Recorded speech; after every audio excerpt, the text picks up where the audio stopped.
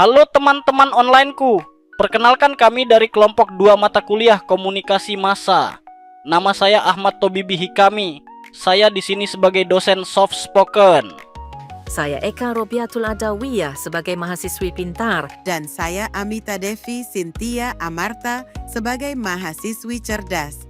Oke teman-teman onlineku, kami di sini akan memberikan kalian sebuah ilmu pengetahuan tentang fungsi komunikasi massa dalam mengawasi kinerja pemerintah. Sebelumnya, pintar dan cerdas sudah tahu belum apa saja fungsi dari komunikasi massa?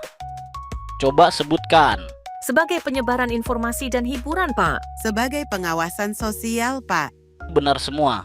Tetapi di sini kita akan berfokus membahas fungsi komunikasi massa sebagai pengawas pemerintah pada maraknya AI ini. Tentang bagaimana kelebihan dan tantangan media massa terhadap maraknya penggunaan AI yang meresahkan. Di zaman maraknya AI, bagaimana sih Pak media massa dapat memanfaatkan AI dalam mengawasi kebijakan pemerintah? Oke, bagus, pertanyaanmu cerdas.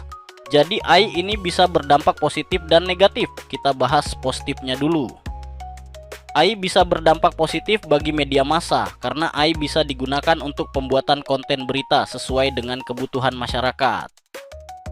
Wakil Menteri Komunikasi dan Informatika, Nezar Patria menjelaskan bahwasannya AI bisa digunakan dalam pembuatan konten berita dan pengaturan distribusi konten sesuai dengan kebutuhan masyarakat. AI dapat digunakan dalam pengumpulan informasi karena tingkat kebenaran faktanya mencapai 80%. Dengan kemampuan pembelajaran bahasa secara luas yang dikenal dengan nama Large Language Model (LLM), ia mengatakan AI juga dapat dimanfaatkan untuk menyiapkan penulisan berita. Jadi, pekerjaan mengumpulkan informasi tidak lagi dikerjakan oleh reporter, tapi AI mengumpulkan informasi dengan sumber internet karena saat ini semua sudah well connected. Oleh karena itu, perusahaan-perusahaan media massa di Indonesia ikut mengeksplorasi kemungkinan pemanfaatan AI dalam kegiatan usaha tanpa melanggar etika.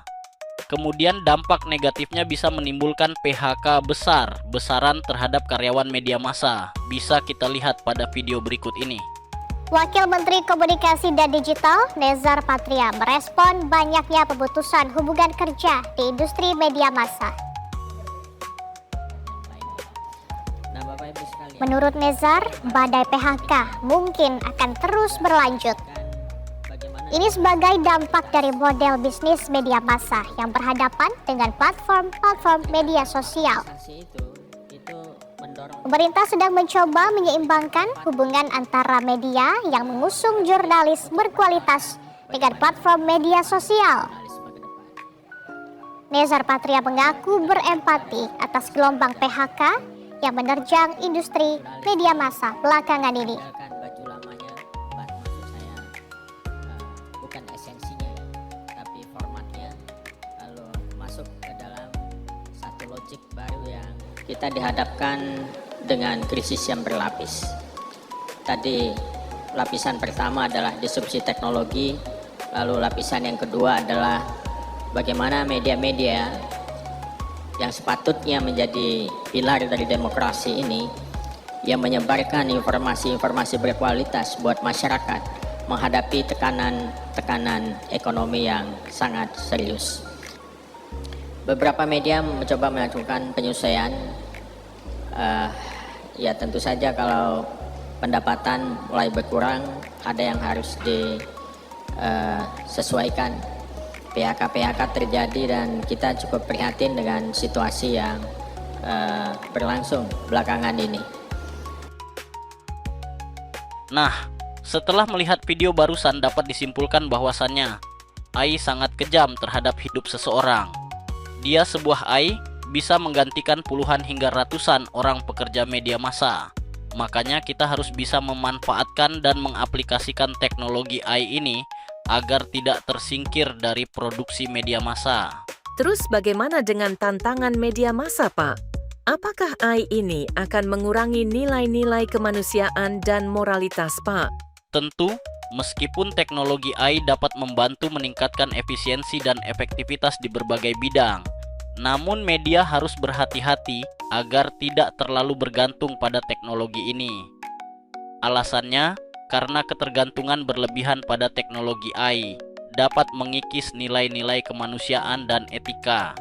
Selain itu, teknologi AI dapat membuat anak muda kehilangan jati diri, malas membaca, dan dapat mengarah kepada penurunan moral.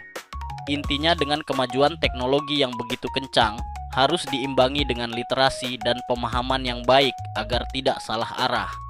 Terus, bagaimana media massa ini dapat mengawasi kinerja atau kebijakan pemerintah dengan memanfaatkan teknologi AI? Pemanfaatan teknologi AI oleh media massa dapat meningkatkan efektivitas pengawasan terhadap kinerja dan kebijakan pemerintah melalui pengumpulan data cepat, analisis mendalam, serta penyajian informasi yang tepat sasaran. Dengan AI, media mampu mendeteksi potensi penyimpangan dan memberikan laporan yang lebih akurat dan real time. Namun, penggunaan AI harus dilakukan secara bertanggung jawab dengan memperhatikan etika jurnalistik dan regulasi yang ketat agar tidak disalahgunakan. Inovasi dan adaptasi teknologi AI yang seimbang dengan prinsip transparansi dan kebebasan pers akan memperkuat peran media massa sebagai pengawas pemerintah yang kritis dan objektif demi terciptanya tata kelola pemerintahan yang lebih baik. Terima kasih Pak atas penjelasannya. Jadi kesimpulannya, di era maraknya kecerdasan buatan, AI, media massa mengalami transformasi signifikan yang membawa peluang sekaligus tantangan. AI memungkinkan media untuk meningkatkan efisiensi produksi konten, mempercepat pengolahan data, dan menghadirkan konten yang lebih personal serta relevan bagi audiens. Teknologi ini mendukung jurnalis dalam tugas-tugas rutin dan analisis data, sehingga mereka dapat lebih fokus pada karya kreatif dan investigasi mendalam. Namun, kehadiran AI juga menimbulkan kekhawatiran terkait potensi hilangnya peran manusia dalam jurnalistik, risiko penyebaran informasi palsu, dan bias data yang dapat mempengaruhi akurasi pemberitaan.